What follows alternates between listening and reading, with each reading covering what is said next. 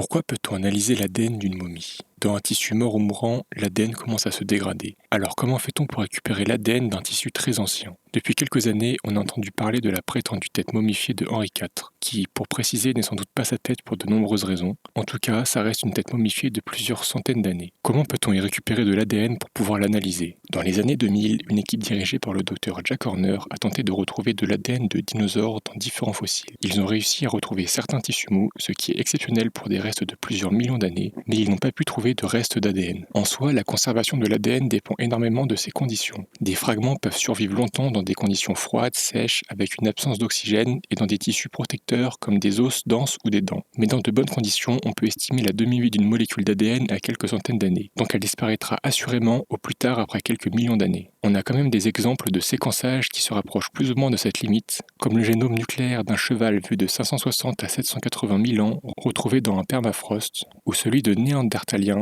retrouvé dans la Cima de los Huesos en Espagne, d'environ 430 000 ans. Mais séquencer l'ADN ancien est extrêmement difficile. Même lorsque l'on réussit, on obtient souvent seulement des fragments d'ADN endommagés ou partiels. Cela peut permettre d'étudier la parenté ou reconstituer partiellement des génomes, donc pour par exemple une tête momifiée, tant qu'elle reste bien conservée, on n'a pas forcément tout son ADN à notre disposition, mais suffisamment pour potentiellement identifier un individu ou complètement se foirer.